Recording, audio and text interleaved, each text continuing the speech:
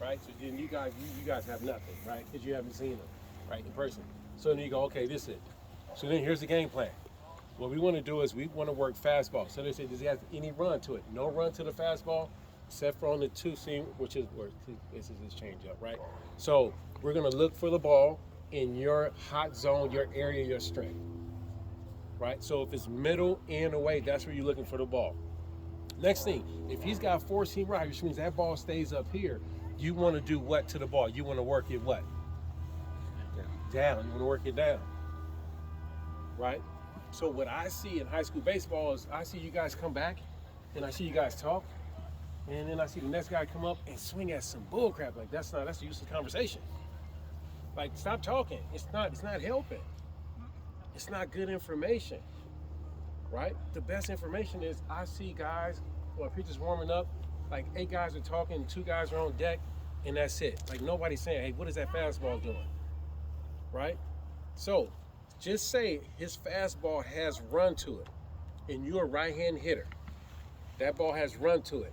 That means it's going to go from left to right. If you're a right-hand hitter, you want that ball to start out where? We call this a tunnel.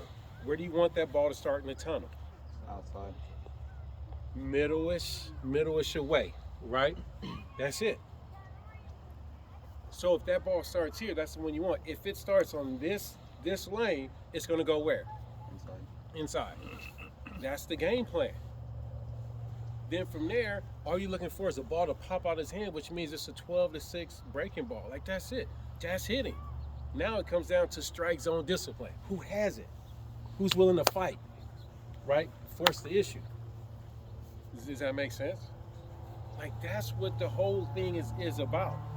Now they talk about usage, right? At your level, guys should be throwing fastballs. So it should be like freaking 80% fastball, right? Because the good pitchers that go to D1, they got breaking balls. I've seen some guys like they can spin it, but the odds of it being strikes is what like 30%. So like we're at these levels and we're looking for off speeds and saying he's got this, and hey, tell me about this pitch. You got a good breaking ball. So what? He can't throw it 3 times in a row. And if he can really do it in high school and he has a really good fastball, he's not pitching in high school. Like he's not going to pitch a lot. Am I right? Yeah. Those guys don't pitch a lot in high school, right? And in college, they pitching once a week and they get in and get out. That's on Tuesday. There you go. So they can dominate, right? Lead the weekend to everybody else, right? So that's it. So that's what we're looking for. Lastly, the biggest thing that I want you guys to really take from this, I want you guys to have fun. When you have fun, things seem to work. They play out the way you want it to. When you're trying to force it and make it happen, it's hard. It's tough. You get tired, right? You lose focus. And that's what this whole thing is. The pitcher is trying to do everything, is trying to throw off your focus. And your job as a hitter is to not allow that to happen. Right? So it's a battle of focus every time. You guys see it on the mountaintop, you see 2 rams ramming together, bam, that's what pitcher-hitter battle is about. Okay? So right now, you don't have to think your way through. You just got to see a good pitch in the area that you like, put a good swing on it, run hard, that's it. Right? Because the biggest thing is like, oh man, I got to get a scholarship. Okay, I get it. But here's the thing. I guarantee all you guys will still go to college, even if you didn't get a scholarship. Your parents will take care of you. So there's no pressure. Like you guys are playing with house money.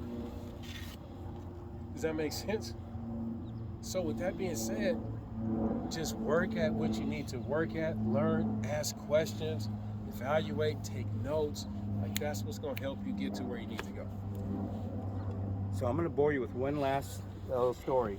And so what T was talking about there is information and how you execute the information, right? I'm watching this thing about Tony Gwynn. They were playing maybe Pittsburgh a while back. 2 outs in the top of the 9th, runners on 1st and 2nd, right? And it starts to rain, just pouring down rain. So they say, hey, we're going to resume this game the next morning. So he's walking off with the 2 guys on base. He's walking off with the 3rd base coach. And he goes, hey man, we didn't see that left-hander of theirs because he pitched yesterday. He's gonna come in, so be ready. He says they're gonna come in. He's gonna pitch to me when I start off that inning next inning.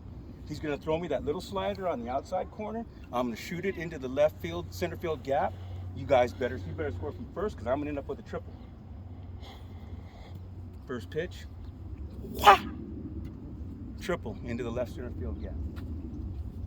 So it was just information that he had, right? He knew, okay, this guy's gonna throw me this pitch, first pitch.